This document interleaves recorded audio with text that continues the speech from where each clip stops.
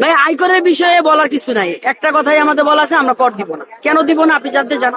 সেটার কারণ হচ্ছে আমরা গাড়িটা যখন কিনি, একটা কোম্পানির ব্র্যান্ড, এই ব্র্যান্ডের কোম্পানি যখন গাড়িটা বাইরে থেকে ইম্পোর্ট করে, তারা একটা বিশাল অ্যামাউন্ট ট্যাক্স দেয়। সেই ট্যাক্সটা যখন আমি গাড়িটা কিনি, আমার কাছ থেকে নিয়ে নেয়, বাৎসরিক 2 বছর পর পর আমি ট্যাক্স টোকেন দিচ্ছি, সেখানে একটা কর নিয়ে নিচ্ছে। তাহলে আমি তেল ভরতে যাচ্ছি, সেখানেও একটা ট্যাক্স দিতেছে, তাহলে আমি তো প্রতিনিয়ত ট্যাক্স দিচ্ছি, কর দিচ্ছি। তারপরে বছর শেষে এই ট্যাক্সটা কেন? এই ট্যাক্সটা কি জন্য? আমরা কেন দিব ট্যাক্স? বরাবরই আমাদের বাইকারদের উপরে অত্যাচার।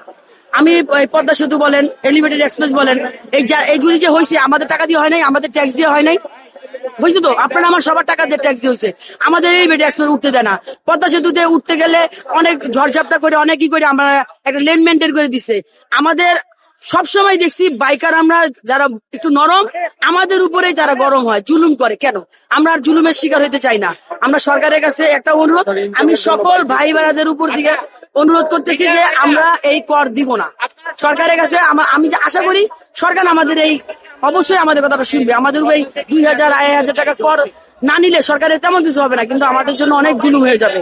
অনেক ভাই ব্রাদার আছে যারা এটা দিয়ে দৈনন্দিন জীবনের চাহিদা মিটায়, তাদের জন্য অনেক জুলুম হয়ে যাবে। অনেকের কাছে 2,000 টাকা কিছু না, বা কারো কাছে 2,000 টাকা অনেক কিছু।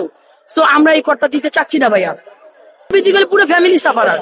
কারণ একটা যে বাইক দিয়ে আর্ন করে, সে যদি এই যে রাস্তায় বেরোলেই উল্টা পথে ট্যাক্স আসলে মামলা নাই, বাইক আসলে মামলা কিসের? সর্বনিম্ন 2,000 টাকা মামলা, এই 2,500 টাকা। এই 2,500 টাকা একটা বাইকারের উপার্জন করতে সারাদিনে কত কি লাগে, কি পরিশ্রমটা হয়। কিন্তু টেসলার কিছু নাই। একটা টেসলা আমাদের সাথে লাগাই দিল, মামা মাফ করে দেন, আপা মাফ করে দেন। আমরা কি করি, আপনারা আশেপাশের লোকজন বলে কি মাফ করে দেন, কিন্তু টেস্টার কিছু হয় না, ক্ষতি হয় আমার। ওই গাড়িটা সারাইতে গেলে আমার আবার 2-3 হাজার টাকা খরচ হয়, কিন্তু ওই 2-3 হাজার টাকা আমার উপার্জন করতে অনেক কষ্ট হয়ে যায়। সেইটা প্রভাব পড়ে কিন্তু ফ্যামিলির উপরে, পুরা ফ্যামিলির উপরে পড়তেছে। আবার এর মধ্যে মামলা, তারপরে বছর শেষে আবার ট্যাক্স, আবার 2 বছর পরে আবার কি ট্যাক্স টোকেন। এত জুলুম, এটা বেশি হয়ে যাচ্ছে না?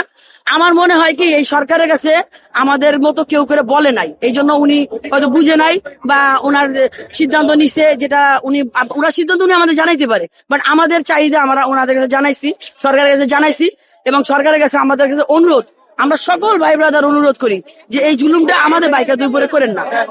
ঠিক আছে, আমাদের একটাই অনুরোধ।